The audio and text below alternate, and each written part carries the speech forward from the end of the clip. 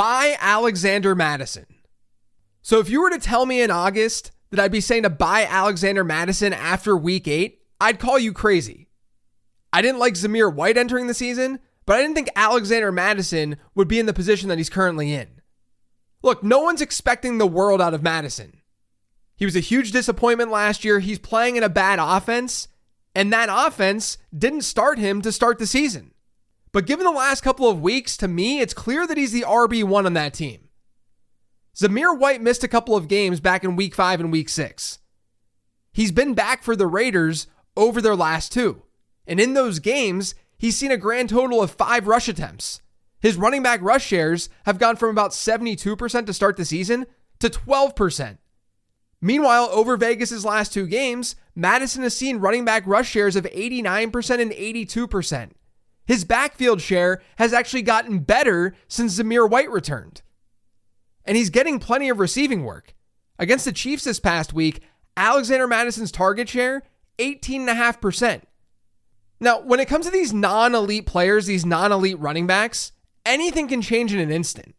It's not like Mattison has this role on lock the same way that like a Derrick Henry does in his offense. We always have to be aware that when we're dealing with non-elite players, a coach can change things up quickly. But if nothing changes in Vegas, if this really is Alexander Mattison's backfield, then this is a solid buy low moment. Because Vegas right now has the absolute best fantasy playoff schedule for running backs by adjusted fantasy points allowed. In weeks 15, 16, and 17, they get the Falcons, Jags, and Saints. Atlanta's been kind of tough on running backs, but Jacksonville and New Orleans, those are top 5 matchups. And they're coming in weeks 16 and 17. And because we know that this is kind of a volatile situation, we're seeing this work for Mattison, but like I just said, because he's not an elite player, this workload can shift. It can change.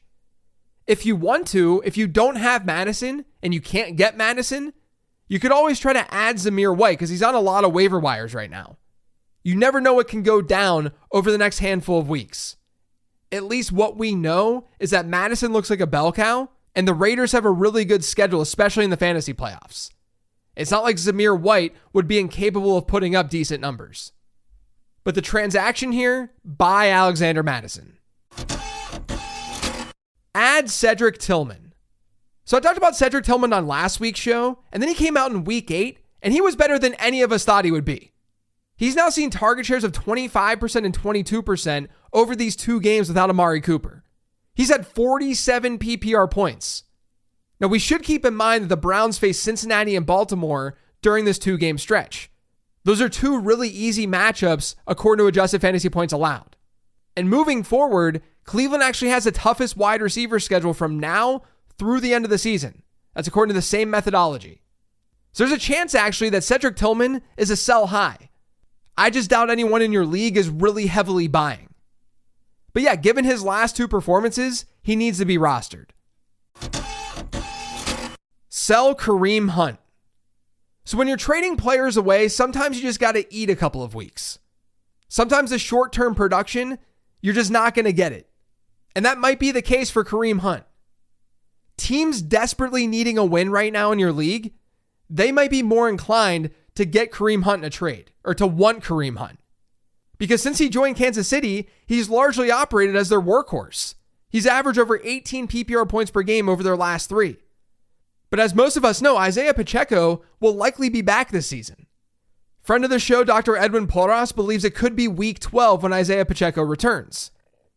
But even if it's a little bit later, that means that Hunt won't be around for the fantasy playoffs. And even if he is around, the Chiefs have a pretty brutal schedule in weeks 15, 16, and 17. They get the Browns, Texans, and Steelers. Those are 3 bottom half matchups for running backs. 2 of those matchups are bottom 5 ones. So this transaction goes out to all of you managers who have Kareem Hunt and you're sitting pretty for the playoffs. You may want to ship him right now before he loses a lot of value, because that's likely to happen each week as we get closer to Isaiah Pacheco's return. Hold Calvin Ridley. So I think the knee-jerk reaction to Calvin Ridley's really big week 8 performance would be to trade him away, to sell high. He had 143 receiving yards when his season high prior to week 8 was 77. His 39.5% target share, that's not sustainable, even without DeAndre Hopkins. I mean, if you can truly sell high, sure, go for it. I'm just not sure that teams across your fantasy league are going to be buying Calvin Ridley given how he's performed all season. But I've been talking about this a lot over the last month on the show. The Titans have had it rough to start the year. Their quarterbacks have faced the toughest schedule by adjusted fantasy points allowed. The wide receivers, they faced the 5th toughest one. That changes rest of season. The wide receivers have the 6th best schedule from now through the end of the year. In the playoffs, it's the 2nd best schedule. Ridley's going to see high target shares without DeAndre Hopkins on this team. He's not going to be overly efficient, but as he showed in week 8, there's upside in plus matchups. So I think right now, Ridley's a hold. Add Parker Washington. Christian Kirk is now out for the season with a broken collarbone. Brian Thomas Jr., he might miss some time too because he has a ribs injury. And then there's Gabe Davis, who left Sunday's game against the Packers early with a shoulder injury. Evan Ingram's going to gobble up a lot of targets for Jacksonville. But at wide receiver, Parker Washington looks like the next man up. Because of all these injuries, he ended up running the most wide receiver routes for Jacksonville in week 8. And the majority of his routes came on the perimeter. He was an outside wide receiver. That's kind of noteworthy because during his rookie season last year, PFF had him at a 75% slot rate. That tells me that as long as Brian Thomas Jr. and Gabe Davis are out, just one of those players, Parker Washington would be an every down player. So he needs to be on your radar. Buy Rome Odunze. Now look, there's a very real chance that we don't see a lot of production from Rome Odunze through the end of the year. We knew that risk existed back in July and August. He was playing alongside 2 very good wide receivers in DJ Moore and Keenan Allen in an offense that's led by a rookie quarterback. And so far, things have not looked good for Odunze. He scored more than 10 PPR points in just one game. That happened all the way back in week 3. He hasn't been very useful in fantasy football. There's a chance that the team that has Odunze in your league, that they're tired of him. They probably have him sitting on their bench. So now might be the time to go after him. Because not only is the contingent upside there, not only could DJ Moore or Keenan Allen get hurt, which would raise the target share for Odunze, but we also know that rookie wide receivers tend to perform better during the second half of the season versus the first. But not only that, Odunze has seen better than a 20% target share in 2 of his last 3. In week 8, he had a 27% target share. That only led to 8.4 PPR points, but according to PFF's expected fantasy points formula, he played 3.5 PPR points below expectation. And the Bears have a decent rest of season schedule. It's second best for wide receivers when looking at adjusted fantasy points allowed. Their playoff schedule is first for wideouts. They get the Vikings, Lions, and Seahawks in weeks 15, 16, and 17. Like I said, this might just be what we get from Rome Odunze here in 2024. But there's also a lot of outs here. He's a talented wide receiver, he could get more work, and the schedule's not bad. This could be a buy low moment. Add Xavier Legette and Jalen Coker. So I'm big on pronunciations. I've learned that it's not Xavier Legette, it's Xavier Legette. And I didn't realize that Legette was rostered in just 15% of Yahoo leagues. That number should be a whole lot higher. In week 8, without Deontay Johnson, Legette saw 20.6% target share. He scored 13.4 PPR points. That was against one of the toughest opponents in football. And that was with Bryce Young throwing the rock. There are tons of rumors out there talking about how Deontay Johnson could be dealt at the deadline. If he leaves Carolina, then Legette will have opportunity to take over the top spot in that Panthers wide receiver room.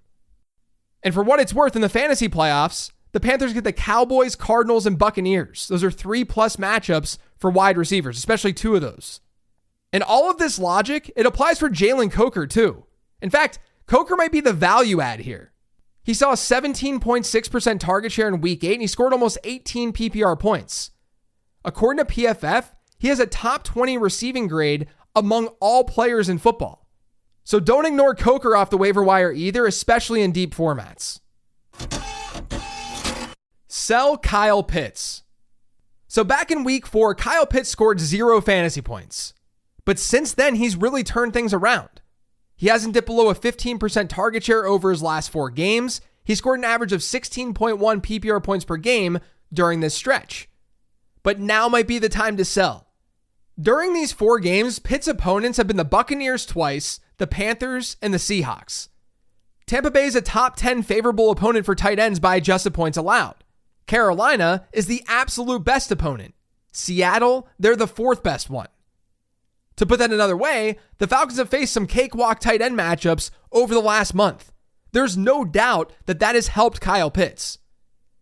It won't be as easy from now through the end of the year. Atlanta's wide receiver schedule, that looks good. Their tight end schedule, not as much. And it's a bottom 5 one in the league during the fantasy playoffs. If Pitts were consistently seeing like 25% target shares, that'd be one thing. He wouldn't be a sell at all. But he's been well below the 20% mark in most of his games played this year. He's still going to be relevant, but this could still be a sell high moment. Add Taysom Hill. The Saints are banged up offensively, and they're honestly just a mess offensively. That could really open up a larger role for Taysom Hill.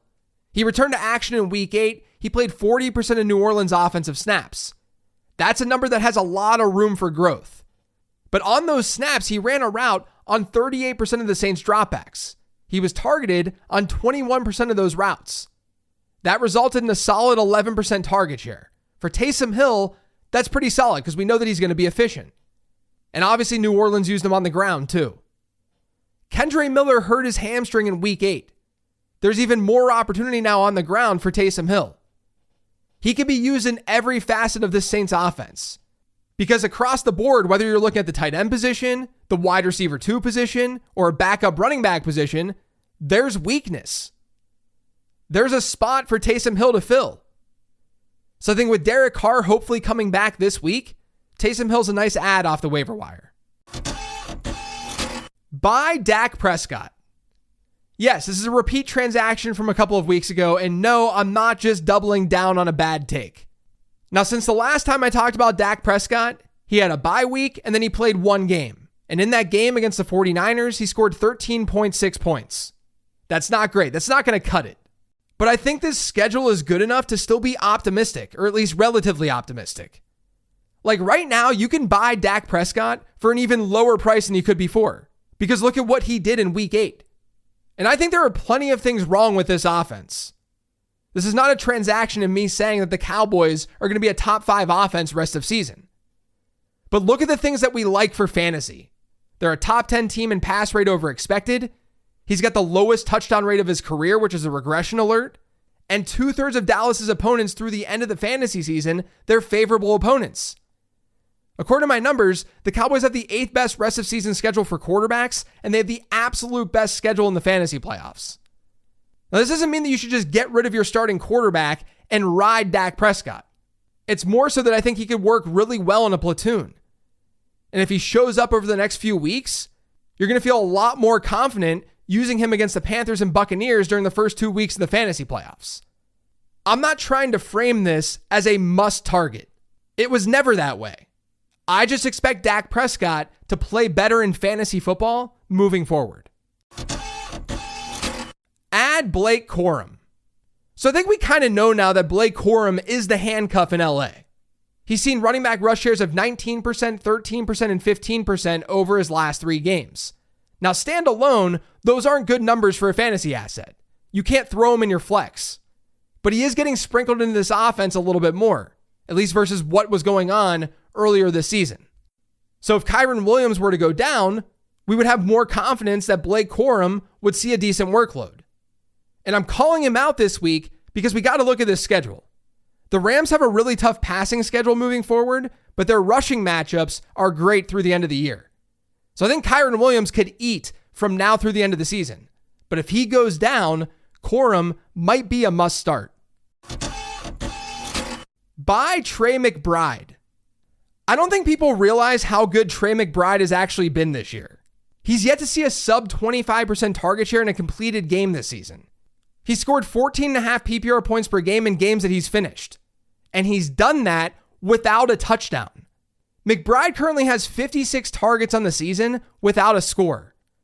Based on where he's seeing his looks, his expected touchdowns should be closer to 2. That may not seem like a big difference, but across those 6 relevant games, we're talking about potentially 2 more PPR points per game, which would be elite. 16.5 PPR points per game from a tight end is awesome. Now, McBride's coming off a really solid performance where he caught 9 of 11 targets for 124 yards. But like I said, I'm not sure the market fully realizes how good Trey McBride has been this year. And guess what? Arizona tight ends, they have the best rest of season schedule by adjusted fantasy points allowed, and their playoff schedule is third best. I talked about Kyle Pitts earlier. If you have Kyle Pitts, pair him up with someone on your bench and upgrade that tight end position up to Trey McBride. Because I like him quite a bit more than a player like Kyle Pitts rest of season. Add Matthew Stafford. So we saw a different Matthew Stafford in week 8, probably because Cooper Kupp and Puka Nacua were back in that lineup. He scored more than 15 standard fantasy points for the first time all year. Now, it was against a Vikings team that's actually been an okay matchup for quarterbacks this season. But it was good to see Stafford get it done. And having Kupp and Nacua definitely helped. I think just because he has his weapons back, Stafford should be added. But as I said with Kyren Williams, there are some tough games moving forward. I wouldn't say that he's just a set and forget kind of quarterback right now. But in week 9, his matchup against the Seahawks is not bad. So I think he's a streamer, and then we'll just kind of take it from there. Buy Nick Chubb. If you need more of a high variance move, start chatting with the Nick Chubb manager in your league. Now, Chubb obviously isn't up to full speed yet, but we did see the Browns give him more work in that backfield in week 8. He went from a 69% running back rush share in week 7. It was 76% this past week. Now, during his 2 games played, he's seen target shares of just 6.3% and 4.9%. Those aren't special, but it was encouraging to see him with a 42% route participation in week 8. That number was just 19% the week prior. Honestly, from Nick Chubb, if you look at his career, a 42% route participation is actually pretty solid. So if that were to continue, we should expect a rise in his target share. The Browns' schedule moving forward, nothing special. But Nick Chubb's not going to face Baltimore every week. And it's nice to have a more competent quarterback under center for the Browns. I think there's a scenario where Chubb's a legit RB2 this season, just based on where things are trending. But there's obviously a lot of risk. So look at your team, see if you need to take on that variance, and then make your move. Add the New Orleans Saints defense. The Saints get the Panthers this week. They're 7-point favorites. Depending on the book, you're looking at the Panthers with a sub 19-point implied team total. Carolina's been the 8th best opponent for defense this season in fantasy, and if Bryce Young gets another start, I don't know either way at the moment, but if he gets another start, that's big. Because in his 3 starts this season, opposing defenses, one of them actually being the Saints, they've averaged well over 10 standard fantasy points per game against the Panthers. So I think New Orleans overall, just a safe option.